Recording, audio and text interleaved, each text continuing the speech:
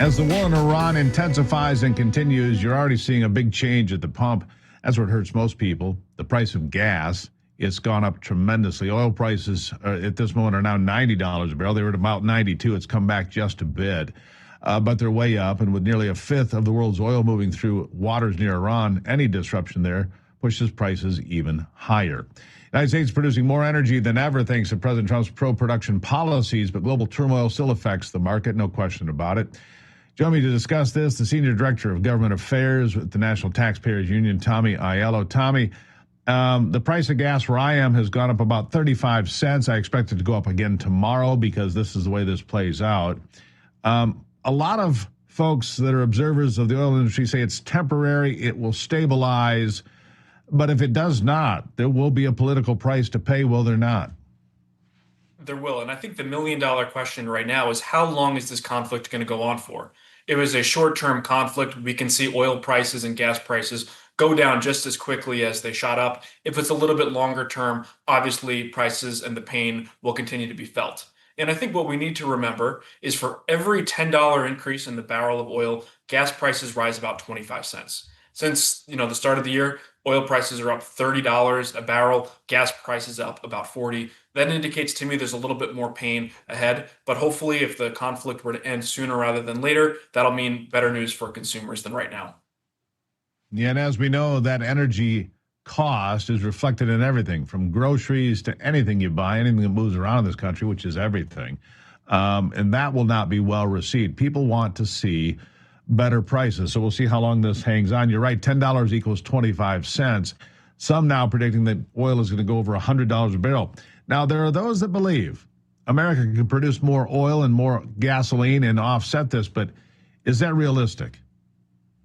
In the short term, not so much. Right now, thanks to President Trump's policies of lower taxes, lower regulations, and less red tape, we're producing more oil and natural gas than ever before.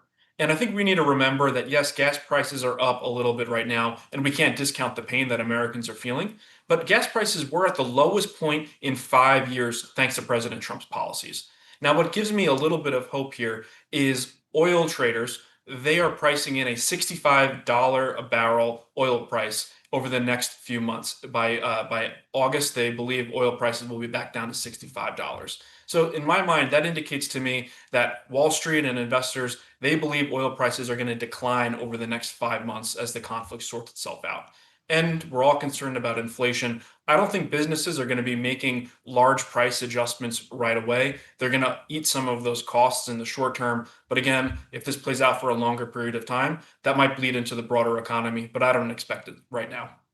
Yeah. Here's where the United States can play a role. That is using the Navy to escort oil tankers through the Strait of Hormuz. There's been talk of that. Some are predicting oil could go as high as $150 a barrel before it comes back down. I don't know if that's realistic either, Tommy, to be honest. But if the Strait of Hormuz is disrupted for an ongoing period of time, we're going to feel it here at home, aren't we?